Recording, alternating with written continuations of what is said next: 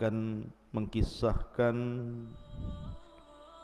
seorang nabi yang banyak ujian dari Allah Azza wa Jalla, sampai-sampai mendapatkan gelar Imamus Sabirin, imamnya orang-orang yang hendak mencontoh kesabaran. Bahkan nabi ini menjadi sebuah risalah bagi siapapun yang ditimpa musibah berupa kematian anak-anaknya. Juga risalah kepada orang-orang yang dibangkrutkan seluruh usahanya, dan juga risalah kepada orang-orang yang ditimpakan penyakit kepadanya. Bahkan juga risalah kepada orang-orang yang dijauhi manusia karena dibuli, dan juga risalah kepada siapapun yang ditimpa musibah. Dialah Nabiullah Ayyub alaihi salatu wassalam. Nabi Ayyub alaihi salatu wassalam disebutkan dalam Al-Quran itu 4 kali. Pertama dalam surah An-Nisa 163, Al-An'am 84, Al-Anbiya 83, dan Suratul Sad 41. Ma'asyiral muslimin yang dimuliakan Allah Subhanahu wa taala, sebelum saya kisahkan tentang ujian yang Allah berikan kepada Ayyub, saya akan jelaskan dulu sedikit biografi Ayyub alaihi salatu wassalam. Siapa Ayyub itu? Kita tahu bahwa Nabi Allah Ibrahim alaihi salatu wassalam dianugerahi 2 putra dan dua-duanya menjadi nabi. Pertama Ismail, yang kedua Ishak. Dari Ishak inilah lahir anak kembar. Pertama Al-Is, yang kemudian melahirkan bangsa Romawi atau disebut dengan Bani Asfar. Dan yang kedua Ya'qub, atau dikenal dengan Israel.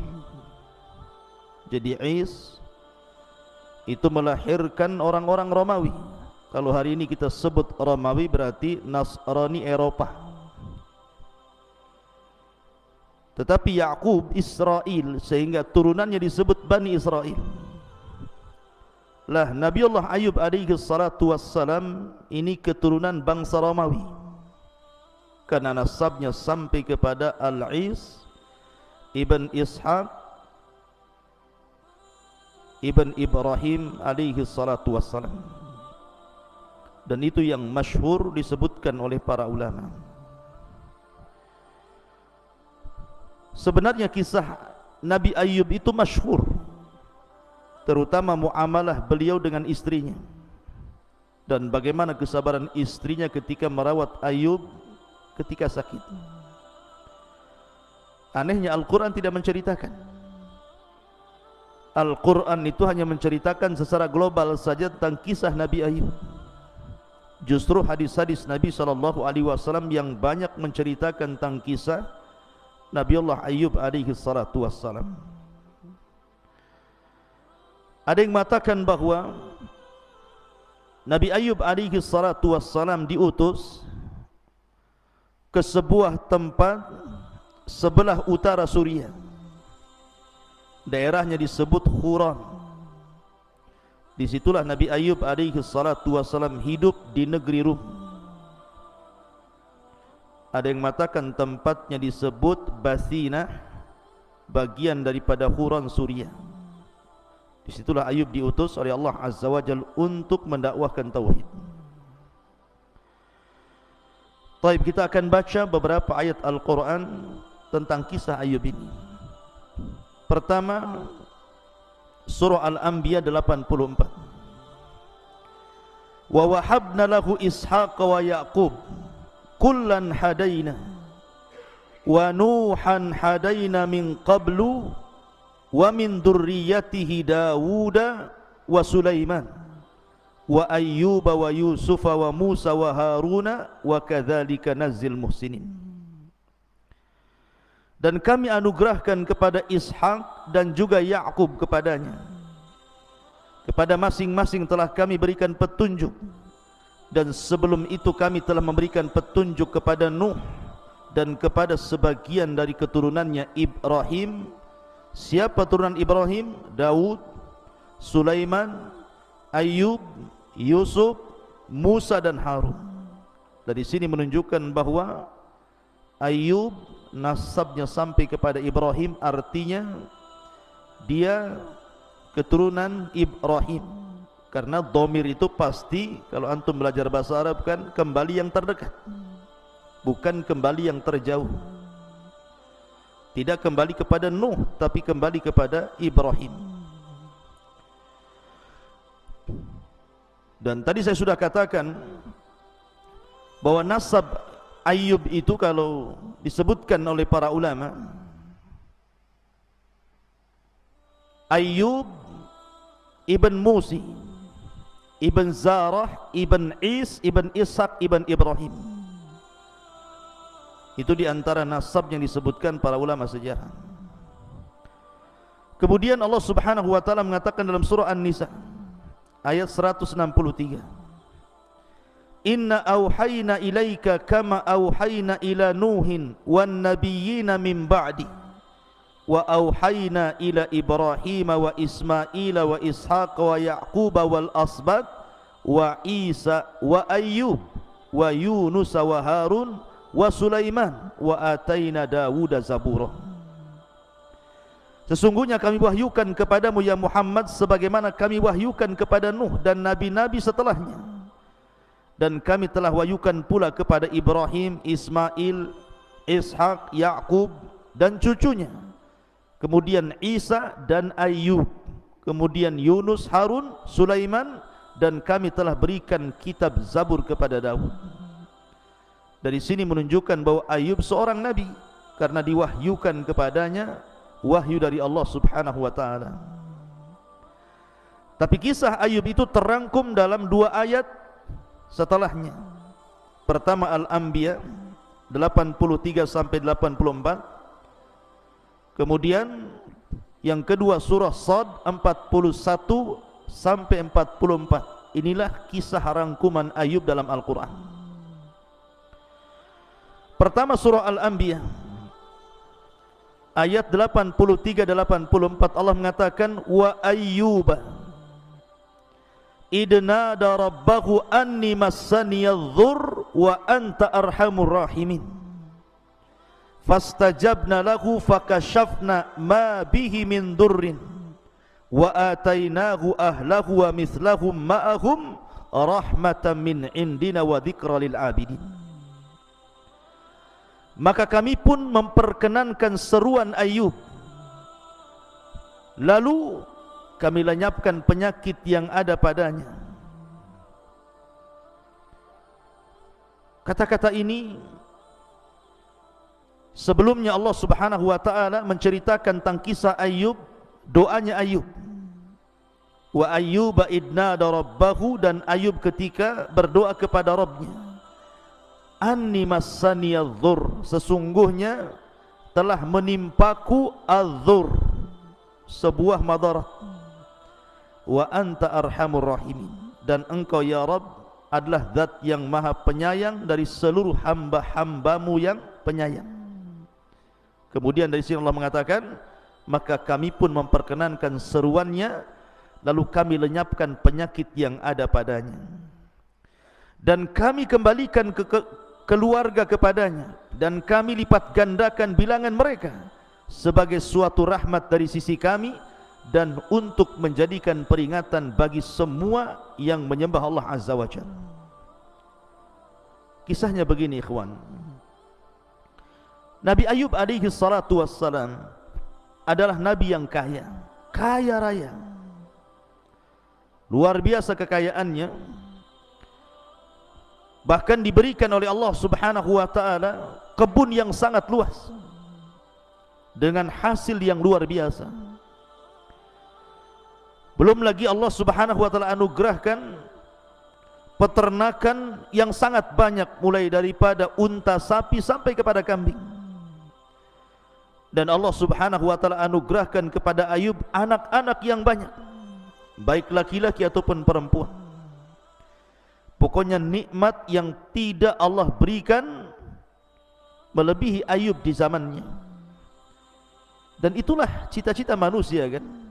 Cita-cita manusia itu bisa menikah, kemudian punya anak, kemudian punya kekayaan, kemudian punya pembantu, karena Ayub itu banyak budaknya dan banyak pekerjanya.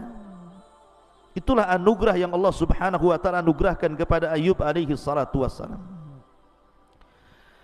Pada suatu ketika, ikhwatu fillah muliakan Allah Subhanahu wa taala, datanglah syaitan kepada Ayub, kepada Allah Subhanahu wa taala, kemudian mengatakan, pantas saja kalau Ayub itu diberikan kesabaran ya Rabb, karena kau berikan nikmat begitu banyak kepada Ayub.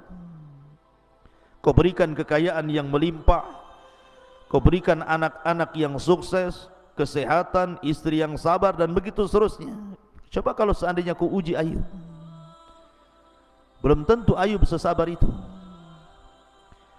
Tetapi Allah Subhanahu wa taala sudah katakan dalam Al-Qur'an bahwa Ayub itu inna wajadnahu sabira ni'mal abdu innahu awwab. Sesungguhnya Ayub itu seorang yang sabar. Dialah sebaik-baik hamba, sesungguhnya dia amat taat kepada Tuhannya. Artinya Allah sudah menetapkan Ayub itu orangnya sabar. Tidak mungkin bergeming dengan musibah yang Allah Subhanahu wa taala timpakan kepada Ayub. Akhirnya Allah Subhanahu wa taala betul-betul menguji Ayub. Pertama, Allah Subhanahu wa taala rusakkan seluruh kekayaannya. Allah bangkrutkan seluruh kekayaannya. Ikhwan, orang yang terbiasa miskin tidak akan sedih dengan kemiskinannya. Tetapi kalau orang itu kaya tiba-tiba bangkrut dan jatuh miskin, itu sangat sedih kondisinya. Makanya banyak orang-orang kaya jatuh miskin itu bunuh diri. Apalagi terlilit hutang gitu ya. Pasti dia akan cari sirup yang ada racun tikusnya itu, dia cepat mati. Ada orang yang tidak sabar, akhirnya gantung diri kan itu. Karena orang yang pernah kaya kemudian miskin itu kondisinya berbeda dengan orang yang terbiasa dengan miskin. Maka Ayub alaihi salatu wassalam betul-betul oleh Allah Azza wa Jalla diuji, di mana semua kekayaannya dihabiskan, ternaknya semuanya mati, panennya semuanya gagal. Dan Ayub alaihi salatu wassalam sudah tidak punya penghasilan lagi. Cukup sampai di sini? Tidak.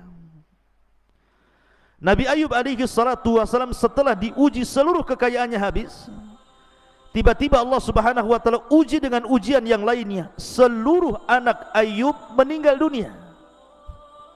Baik anak laki-lakinya atau anak perempuannya, semua meninggal dunia. Kematian anak itu berbeda dengan kematian orang tua ataupun pasangan. Makanya Nabi SAW sedih ketika kematian Ibrahim, bahkan menangis. Sampai-sampai Nabi SAW mengatakan, innal aina la tadma wa innal qalba la tahzan wa inna bi firakika ya Ibrahim la mahzunun. Sesungguhnya air ini, mata ini bisa meneteskan air mata, hati ini bisa bersedih karena perpisahanku dengan Ibrahim ini menyesakkan dada, kata Rasulullah. Lah ini Ayub bukan satu anak loh ya, semua anaknya mati. Semua anak-anaknya mati. Tetapi Allah berikan kesabaran kepada Ayub. Cukup sampai di sini? Tidak. Nabi Ayub alaihi salatu wassalam tiba-tiba ditimpakan kepada Ayub penyakit judari. Mungkin kalau penyakit judari hari ini mungkin bisa sembuh dengan operasi, dengan obat-obatan. Tapi di zaman itu kan belum ditemukan itu. Penyakit kulit. yang dalam kulit Ayub itu terdapat benjolan dari atas kepala sampai kaki, isinya itu ulat, nanah, darah. Tetapi ketika Allah subhanahu wa ta'ala berikan penyakit kepada Ayub, bukan berarti Allah hendak menghinakan nabinya, mustahil. Allah hendak menguji nabinya. Dan Allah tahu Ayub itu inna wajadnahu sabira, pasti kami dapati Ayub itu sabar. Dan penyakit yang diderita Ayub itu bukan sebulan 2 bulan, bukan setahun 2 tahun. Dalam hadis Anas bin Malik yang disahihkan oleh Syekh Nasiruddin Al-Albani, 18 tahun lamanya, 18 sanatan, 18 tahun. Dan Ayub tidak pernah mengeluh. Orang sekarang baru ditimpa musibah sebentar saja mengeluh. Bukan mengeluh kepada Allah, nulis status, kepala saya pusing, kepala saya putar-putar, vertigo, orang Padang bilang percie gitu ya.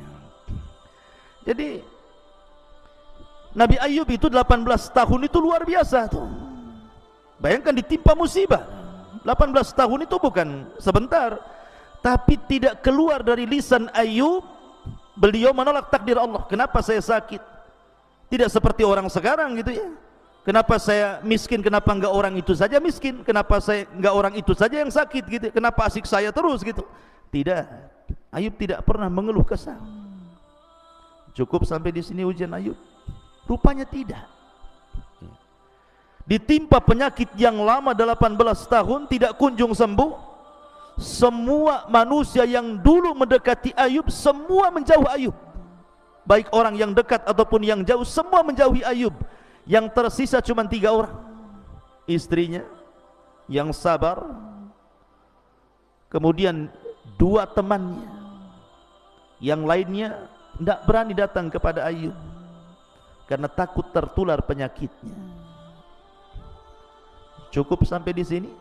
Tidak, rupanya syaitan datang memberikan was-was.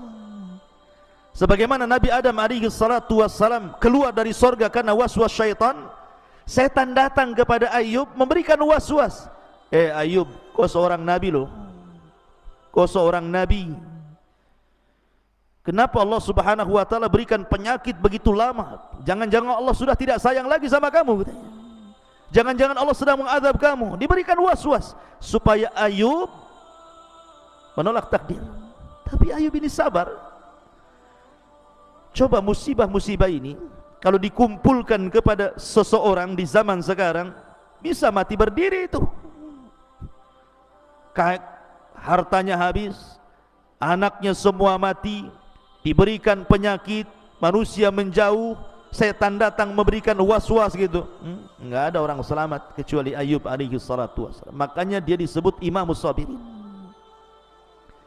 Ma'asyiral muslimin yang dimuliakan Allah subhanahu wa ta'ala, Allah subhanahu wa ta'ala berfirman di sini di dalam surah Sad yang paling lengkap di sini, wadhkur abdana Ayyuba, dan ingatlah akan hamba kami Ayyub, idnada rabbahu, ketika dia berdoa kepada Rabbnya, anni massaniya syaitanu binusbin wa adab, sesungguhnya aku diganggu syaitan dengan kepayahan dan siksaan. Artinya setan datang memberikan was-was. Ma'asyiral muslimin, orang sakit itu ikhwan, yang paling ditakutkan itu adalah ketika tidak ada orang yang berkunjung kepadanya. Mungkin awal sakit banyak orang yang berkunjung ya, bawa buah, mendoakan la ba'sa tahurun insyaallah, syafaqallah atau syafiqallah gitu ya, syafaqillah. Ya, sehari 2 hari ramai yang berkunjung. Loh, kalau seandainya penyakitnya bertahun, siapa yang mau berkunjung coba? Lah justru orang sakit itu lebih sakit ketika tidak ada orang yang berkunjung dibandingkan penyakitnya. Itu orang sakit. Nanti antum akan merasakan, mudah-mudahan enggak kena sakit. Kalau seandainya sakit lebih sakit tidak dikunjungi orang dibandingkan sakitnya sendiri. Itulah orang sakit, tabiatnya orang sakit seperti itu.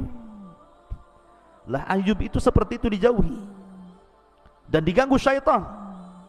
Setanlah yang meniupkan ke badan Ayub sehingga kemudian datang penyakit. Akhirnya penyakit ini bukan hanya Ayub tidak bisa bergerak sehingga harus dipapah oleh istrinya ke sana kemari, manusia menjauh darinya.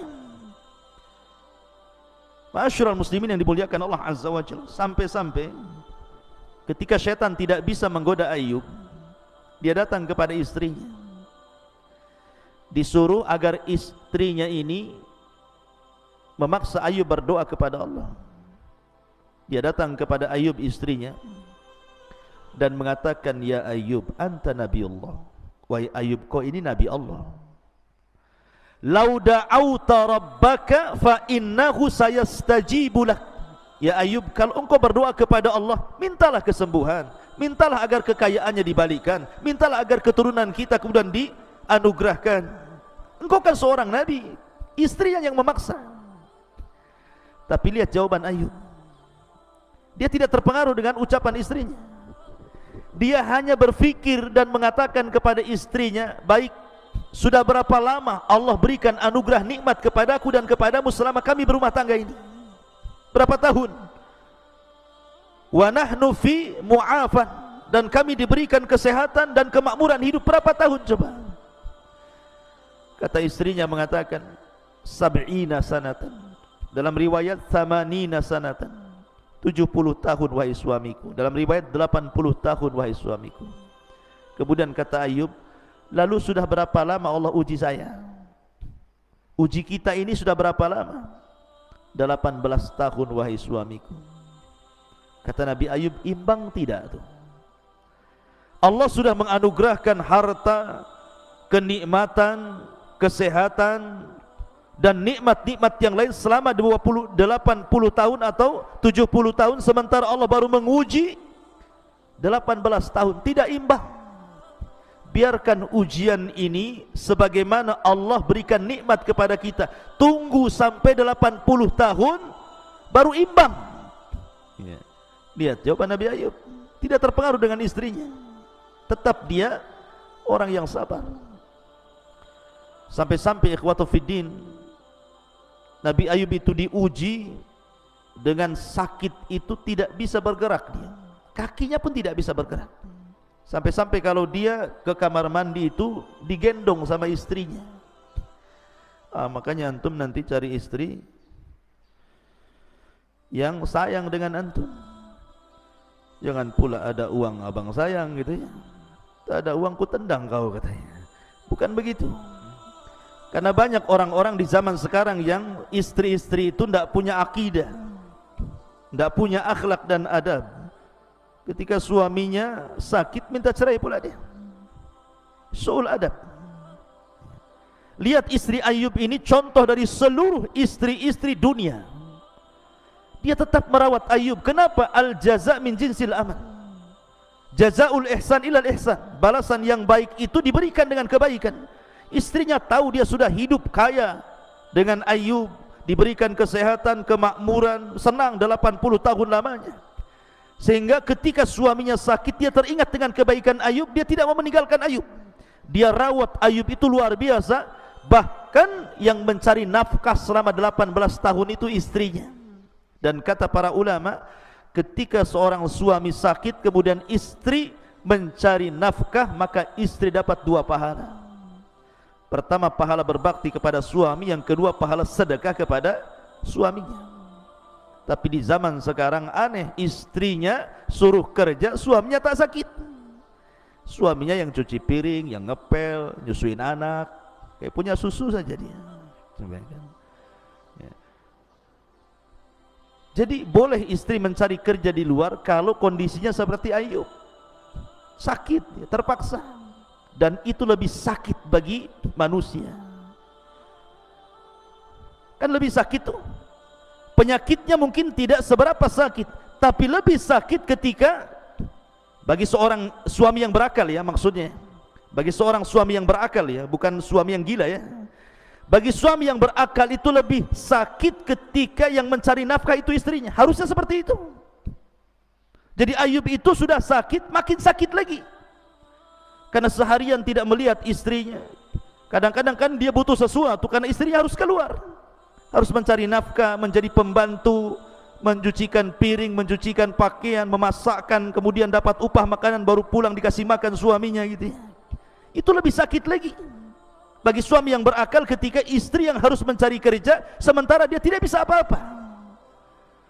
Tapi para suami di zaman sekarang dia sakit jiwa, bukan sakit, malah senang kalau istrinya kerja gitu ya. Harusnya seorang suami yang berakal sakit harusnya. Kenapa saya tidak bisa mencari nafkah, memberikan makan kepada istrinya?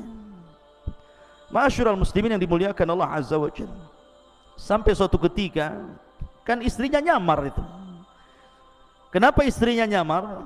Supaya tidak diketahui dia istrinya Ayub. Kalau orang-orang tahu itu istrinya Ayub, tidak akan diterima kerja dia. Tetapi Allah Subhanahu wa ta'ala takdirkan lambat laun orang-orang tahu bahwa Rahmah namanya itu istrinya Ayub. Akhirnya mulai ketakutan orang-orang itu, gak mau menerima istrinya Ayub bekerja di rumah-rumah mereka karena takut membawa virus yang ditularkan suaminya menular ke orang-orang. Bayangkan dia pergi ke rumah ini ditolak, ke rumah itu ditolak, ke rumah ini ditolak. Akhirnya tidak ada satu rumah pun yang menerima istrinya untuk bekerja. Bingung istrinya apa yang harus dimakan. Dalam riwayat terpaksalah istrinya itu menggunting rambutnya. Istrinya itu panjang rambutnya sampai ke tanah. Dan rambut yang indah itu selalu digunakan Ayub untuk bangkit. Jadi kalau Ayub itu bangkit dari tidur supaya bisa berdiri, itu memegang rambut istrinya. Tiba-tiba rambut itu dipotong, kemudian dijual ke salah satu anak daripada orang kaya. Karena di zaman dulu rambut itu kan berharga, makanya banyak salon-salon rambut apabila motong rambut itu tidak dibuang tuh, dijual kan gitu ya. Kemudian dibuat gelung biasanya oleh perempuan untuk disambungkan ke rambut-rambut mereka. Syariat Ayub mungkin boleh, tapi syariat Islam tidak boleh. Syariat Islam itu menyambung rambut hukumnya haram, bahkan dilaknat. Makanya Rasul melaknat orang-orang yang mencukur halis. Dan banyak nih wanita-wanita sekarang karena lihat halisnya mungkin kurang tebal, akhirnya dicukur, ganti pula spidol. Spidolnya pula bukan spidol permanen, spidol luntur pula kena hujan. Kemudian juga dilarang untuk mengikir gigi. Bekel bahasa kitanya. Ada orang pakai bekel itu. Kalau giginya memang jarang, artinya tidak sebagaimana normalnya gigi-gigi orang, kalau makan nasi kemudian loncat pula dari sela-sela gigi karena jarang begitu ya, maka tidak masalah pakai bekel untuk merapatkan. Tapi kalau seandainya tidak ada masalah, hanya untuk memperindah, haram, tidak boleh ya. Termasuk juga mentato ataupun menyambung rambut, itu dilaknat semuanya itu dalam Islam. Tapi mungkin syariat dulu mungkin boleh. Makanya istrinya Ayub kemudian menjual rambutnya. Ketika Ayub alaihi salatu wassalam sudah sakit, melihat istrinya tidak ada rambutnya, makin sakit dia. Dari situ dia bersumpah untuk memukul istrinya kalau sembuh 100 kali pukulan. Kenapa Ayub alaihi salatu wassalam sampai bersumpah seperti itu? Ya. Ma'asyiral muslimin yang dimuliakan Allah Azza wa Jalla. Tapi yang jelas bahwa ketika sudah berlalu 18 tahun lamanya, kemudian Nabi Ayub alaihi salatu wassalam suatu ketika dihantar istrinya untuk buang hajat. Ada yang mengatakan untuk mandi. Dan Ayub itu diberikan sifat malu, sampai kepada istrinya pun dia malu. Jadi kalau dia hendak buang hajat atau mandi itu jauh dari istrinya, istrinya suruh menjauh. Lah ketika kemudian Nabi Ayub alaihi salatu wassalam selesai buang hajat atau selesai mandi gitu kan, dia panggil-panggil istrinya. Karena biasanya yang membangkitkan dia kemudian memapah dia ke pembaringan istrinya. Rupanya istrinya pergi pula karena ada sebuah hajat, lupa mungkin istrinya habis ngantar Ayub, sehingga Ayub memanggil-manggil, tidak datang pula istrinya. Maka Nabi Ayub merasa sedih dan merasa bahwa mungkin bahasa kitanya, beginilah kalau hidup menyandarkan kepada manusia, kalau tidak ada habislah kita gitu ya. Dari sinilah Ayub alaihi salatu wassalam akhirnya berdoa, dan ini pula yang menyebabkan Ayub berdoa, Rabbi inni massaniyadh-dhurr wa anta arhamur rahimin. Ya Rabb, sesungguhnya kemadaratan telah menimpa kepadaku. Lihat bagaimana Ayub mengadu kepada Allah, tidak merinci. Ayub tidak mengatakan, ya Rabb, hartaku hilang, anak-anakku mati, aku pun terserang penyakit. Tidak. Ayub tidak memerinci semua musibah. Ayub hanya mengatakan, menghabarkan kepada Allah, inni massaniyadh-dhurr, ya Allah, sesungguhnya adh-dhurr, madarat telah menimpa kepadaku. Wa anta arhamur rahimin, dan engkau zat yang maha pemberi kasih sayang dari hamba-hambamu yang penyayang. Hanya memberi kabar saja. Ayub tidak mengatakan, ya Allah sembuhkan saya, ya Allah kembalikan harta saya, ya Allah kembalikan anak-anak saya. Tidak. Karena Allah subhanahu wa ta'ala zat yang maha tahu. Baru kita mengatakan ya Rabb, belum mengucapkan permintaan saja Allah sudah tahu. Ya'lamu ma fi sudur. Lah akhirnya kemudian Allah subhanahu wa ta'ala mewahyukan kepada Ayub untuk membuat sebab. Ada juga yang mengatakan, kenapa Ayub sampai mengatakan seperti itu, coba berdoa seperti itu. Jadi ceritanya begini, dua orang yang selalu mengunjungi Nabi Ayub itu, kawan dekatnya Nabi Ayub ini, berbincang-bincang, dan itu disebutkan dalam hadis yang sahih, atau boleh saya katakan bahwa hadis ini adalah hadis tersahih yang bicara tentang kisah Nabi Ayub alaihi salatu wassalam. Hadis dari Anas bin Malik radhiyallahu anhu, inna nabiyallah Ayyub alaihi salam labisa bihi bala'uhu samani asyrata sanatan. Sesungguhnya Nabi Allah Ayub ditimpa musibah selama 18 tahun lamanya. Farafadahul qarib wal ba'id, maka orang yang dekat yang jauh semua menjauhi Ayub, illa rajulain, kecuali dua temannya. Kana min akhassi ikhwanihi, termasuk orang yang memang sangat dekat dengan Ayub semasa Ayub belum tertimpa penyakit. Kana yagduan ilaihi wa yaruhan, terkadang datang terkadang pergi. Faqala ahaduhuma, berkata salah seorang di antara keduanya, ngobrol keduanya ini bicara tentang Ayub. Ta'lam wallahi laqad adznaba Ayub dzamban ma adznabahu ahadun minal alamin. Coba perhatikan Ayub, katanya Ayub ditimpa penyakit 18 tahun lamanya. Jangan-jangan demi Allah Ayub itu telah melakukan perbuatan dosa yang tidak pernah dilakukan siapapun di alam semesta ini, sehingga Allah kutuk Ayub dengan berbagai macam musibah termasuk penyakit. Kata kawannya, kok bisa kamu ngomong begitu? Ya, karena satu benjolan penyakitnya Ayub tidak kunjung sembuh. Kalau bukan kutukan apa namanya, katanya. Akhirnya kemudian ucapan keduanya ini sampai ke telinga Ayub. Dari sinilah Ayub kemudian merasa sesak dadanya, kemudian mengatakan, Rabbi inni massaniyadh-dhurr wa anta arhamur rahimin. Itu juga yang menjadikan sebagian ulama mengatakan sebab kenapa Ayub sampai berdoa seperti itu. Lah setelah Nabi Ayub berdoa seperti itu, setelah lama 18 tahun lamanya, akhirnya ketika istrinya mengantar Ayub buang hajat, kemudian Allah subhanahu wa ta'ala mewahyukan kepada Ayub mengambil sebab. Artinya bukan hanya doa saja, tapi ambil sebab. Apa sebabnya? Untuk kesembuhan itu Allah subhanahu wa ta'ala mengatakan, urkud birijlika hadza mughtasalun baridun wa syarabun. Allah subhanahu wa ta'ala mengatakan, hantamkan kakimu ke tanah, maka akan keluar air. Air itu air yang sangat sejuk, mandilah dengan air itu dan minumlah dengan air itu.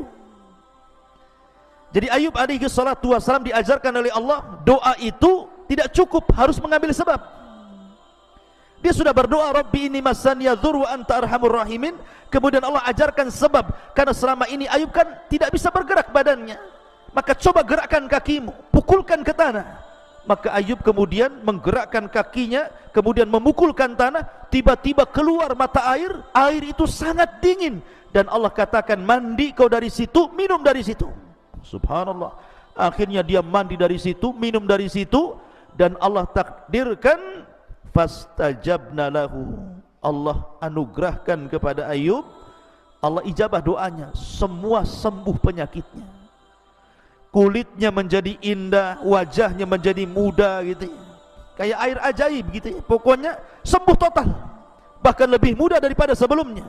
Lebih indah daripada sebelumnya, lebih tampan daripada sebelumnya. Sehingga ketika kemudian istrinya datang, kemudian Ayub mencari-cari istrinya, berjumpalah papasan di jalan. Kata istrinya, ya fulan, apakah kau melihat Nabi Allah Al-Mubtala yang diberikan ujian begitu banyak Ayub? Di mana dia? Katanya, aku sudah mencari ke sana kemari, tidak ada. Tapi kata istrinya, sepertinya suamiku mirip dengan kamu di waktu muda, katanya. Kata Ayub alaihi salatu wassalam, ana Ayub, saya Ayub. Subhanallah ya. Saya Ayub. Maka ketika dia mengatakan ana Ayub, saya Ayub, istrinya terperanjat gitu kan, karena Allah sudah anugerahkan kesembuhan. Dari sini bukan hanya itu saja, Allah katakan wa wahabna lahu ahlahu wa mislahum ma'ahum rahmatan minna wa dzikra liulil albab. Apa kata Allah? Dan kami anugerahkan kepada Ayub dengan mengumpulkan kembali seluruh keluarganya. Kami tambahkan kepada mereka sebanyak mereka pula sebagai rahmat dari kami dan pelajaran bagi orang-orang yang mau berfikir. Artinya begini, Nabi Ayub itu datang malaikat kepada Ayub, memberikan dua pilihan. Ya Ayub, anak-anakmu sekarang sudah di sorga. Kalau Allah berkehendak, maka Allah akan mengembalikan anak-anakmu itu dari sorga ke dunia. Tetapi kalau engkau berkehendak, biarkan mereka di sorga, dan Allah akan ganti anak-anakmu dengan anak-anak yang lain. Maka Ayub memilih yang kedua. Akhirnya Allah subhanahu wa ta'ala anugerahkan Ayub anak-anak yang 2 kali lipat jumlahnya daripada anak-anak yang sudah meninggal dunia. Kemudian Allah lipat gandakan kekayaannya. Jadi ketika Ayub sudah sembuh, dia mandi di sungai. Ketika mandi di sungai, tiba-tiba datang belalang dari mana-mana. Belalang ini bukan belalang biasa. Jaradun minadz zahabi wal fiddah. Belalang yang terbuat dari emas dan perak. Tuh, bayangkan, belalang dari mana-mana terbang, dan itu bentuknya emas dan perak. Kemudian berjatuhan di depan Ayub itu. Maka Ayub dengan sibuknya mencari belalang itu, mengumpulkan di bajunya, yang terbang ditangkap, dimasukkan, karena itu emas semua tuh. Kemudian Allah subhanahu wa ta'ala mengatakan kepada Ayub alaihi salatu wassalam, wahai Ayub, tidakkah cukup dengan nikmat yang telah anugerahkan kepadamu? Alam akun agnaituka amma tara, kata Allah. Ya Ayub, bukankah aku sudah memberikan kekayaan kepadamu, kesembuhan kepadamu, anak-anakmu ku kembalikan, tidak cukupkah itu? Lihat bagaimana Ayub mengatakan, qala wa izzati walakin la ghina bi ambarakatik.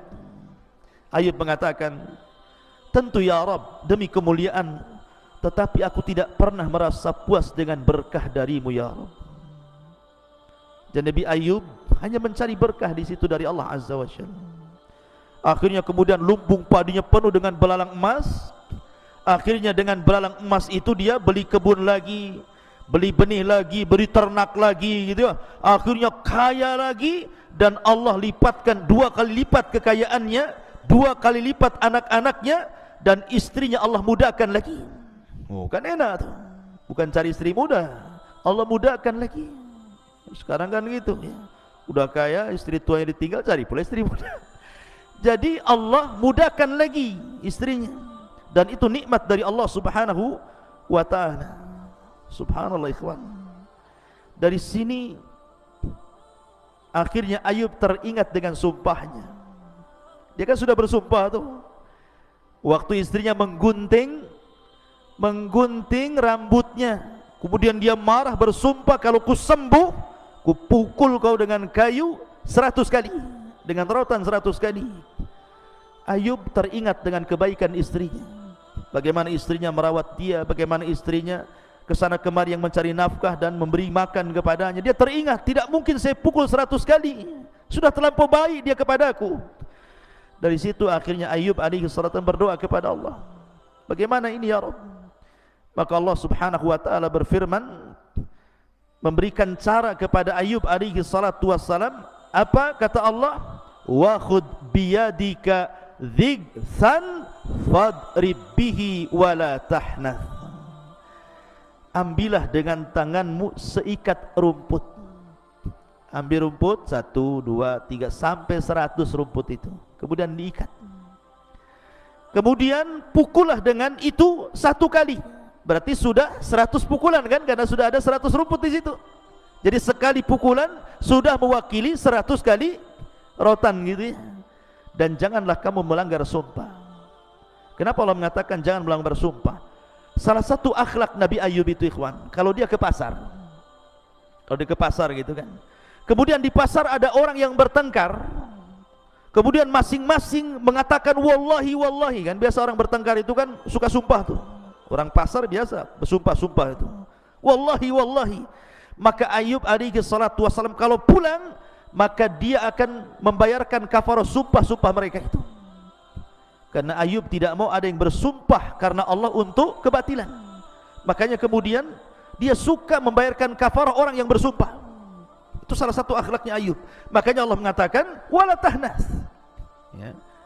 Ma'asyiral muslimin yang dimuliakan Allah azza wajalla, maka setelah kemudian dipukulkan kepada istrinya sekali pukulan, maka begitulah cara kafarah sumpahnya Ayub, karena melihat sayangnya istri kepadanya di waktu Nabi Ayub sedang sakit. Dan itu bentuk kasih sayang suami kepada istri. Di sini ada pelajaran ikhwan. Dalam kisah Ayub ini apa pelajarannya? Pelajarannya kita dituntut sabar. Sabar ini penting. Lalu apa yang bisa menyebabkan orang itu sabar? Orang itu kan susah. Baru 1 anak mati saja kadang-kadang orang sudah tidak bisa tidur, tidak bisa ibadah, stres macam-macam. Baru dompetnya hilang saja ke kiamat besar. Ada tuh ya, hilang dompet, kayak kiamat saja tuh. Padahal rumahnya belum hilang tuh, baru dompetnya saja. Ya Ustaz, di situ rekening isinya 1 miliar katanya kan. Makanya kayak kiamat kan gitu. Ya. Kadang-kadang baru kemudian ditinggal istrinya saja stres dia. Padahal dia bisa cari istri lain kan, saking cintanya. Kadang-kadang baru dikasih penyakit sedikit saja, udah ngomel-ngomel. Ada orang yang tidak sabar gitu ya. Lalu bagaimana caranya biar orang itu sabar? Kata para ulama, lakukan 5 atau 6 perkara. Kalau anda yang sekarang ditimpa musibah, kesehatan anda diuji sehingga sakit, ekonomi anda diuji sehingga fakir, kemudian keluarga anda diuji sehingga satu persatu meninggal, usaha anda diuji, macam-macam ujian Allah timpakan, maka kita disuruh bersabar. Lah bagaimana cara sabarnya menghadapi ujian itu? Kata para ulama, lakukan 6 hal. Pertama, lihat kisah-kisah para nabi dalam Al-Quran. Kalau seandainya anak anda meninggal, lihat Nabi Ayub, semua anaknya meninggal. Kalau anda pernah bangkrut, semua kekayaan Ayub bangkrut. Kalau anda ditimpa penyakit, Ayub juga ditimpa penyakit. Rasul pun sama. Lihat para nabi. Makanya Allah mengatakan kepada Rasul, isbir kama sabara ulul azmi minar rusul. Sabar kau Muhammad. Lihat para ulul azmi itu telah sabar sebelumnya. Yang kedua, apapun musibah yang menimpa antum, itu sudah dicatat sebelum Allah menciptakan langit dan bumi. Bi khamsina alfasana, 50.000 tahun sebelum Allah menciptakan langit dan bumi. Musibah yang Allah akan timpakan kepada kita itu sudah dicatat di Lauhil Mahfuz. Artinya ini sudah takdir Allah. Terimalah takdir Allah. Yang ketiga, lihatlah kepada orang yang lebih parah musibahnya. Ungduru ila man huwa asfala minkum wala tangduru ila man huwa fawqakum fahuwa ajdar alla tajr nikmatallah. Lihat ke yang bawah, jangan lihat ke atas. Capek. Ya. Kalau seandainya Anda kemudian ditimpa kolab usahanya, ada yang lebih kolab daripada Anda. Kalau seandainya Anda ditimpa penyakit, tetangga kemarin mati. Nah itu ya. Jadi lihat kepada yang lebih parah. Kemudian yang ketiga, jangan Anda kira sesuatu yang Anda anggap buruk itu memang buruk. Tidak. Allah mengatakan wa asa an takrahu syai'an wa huwa khairul lakum. Terkadang apa yang Anda anggap buruk rupanya baik di hadapan Allah. Kemudian yang kelima, lihatlah nikmat yang tersisa. Jangan lihat nikmat yang hilang. Biasakan ucapan alhamdulillah. Alhamdulillah saya masih patah satu kaki, yang sebelah itu dua-duanya patah gitu ya. Alhamdulillah saya masih hidup walaupun stroke. Kemarin yang sebelah innalillahi wa inna ilaihi rajiun sudah diusung ke Tamiang. Artinya lihat nikmat yang tersisa, jangan lihat nikmat yang hilang gitu ya. Kemudian yang terakhir berdoa, karena doa itu bisa yaruddul qada, bisa menolak keputusan Allah Azza wa Jalla. Lalu apakah musibah itu manfaat? Umpamanya orang terserang penyakit, apakah penyakit ini manfaat? Ya, penyakit ini manfaat. Apa manfaatnya? Musibah itu manfaat, mau sakit, mau miskin, mau apa, itu manfaat bagi kita. Pertama, supaya kita dididik untuk beradab. Lihat orang-orang kaya baru beli mobil mewah saja yang harganya mahal, wah, ada sombongnya kayak Fir'aun, ya kan? Kaca pun tidak dibuka gitu ya. Jalannya pun beda gitu ya. Orang sombong. Tapi ketika Allah buat mobilnya hilang, baru terasa dia jadi orang miskin. Di situ ada adab, pelajaran adab. Dididik oleh Allah Azza wa Jalla bahwa sombong itu ada batasnya ya. Maka setiap ujian itu mendidik kita sebenarnya. Yang kedua, ujian itu kafarah. Bukankah dunia ini sijnul mukmin? Namanya penjara, orang hidup di penjara itu tidak suka kan gitu, pasti ingin keluar. Tapi suatu ketika Allah bukakan pintu sorga sebagai lepasnya kita dari penjara, baru kita akan senang. Ketika orang keluar dari musibah, dosanya hilang, pahalanya numpuk gitu ya. Kemudian pahala musibah apa, manfaat musibah juga. Bahwa musibah ini ikhwatu fiddin muliakan Allah Azza wa Jalla, bukan hanya mendidik akhlak, kemudian juga menjadikan dosa-dosa kita hilang, tapi musibah itu manfaatnya juga besar. Karena dengan adanya musibah, orang lebih bersyukur kepada nikmat Allah. Terkadang orang tidak pernah merasakan nikmat makan kecuali dia lapar, nikmat minum kecuali dia haus, nikmat aman kecuali pernah hidup di negeri konflik. Ya begitu. Jadi semua musibah itu ada manfaatnya. Oleh karena itulah maka sabarlah seperti sabarnya Ayub alaihi salatu wassalam. Subhanakallahumma bihamdika asyhadu an la ilaha illa anta astaghfiruka wa atubu ilaik. Wallahu ta'ala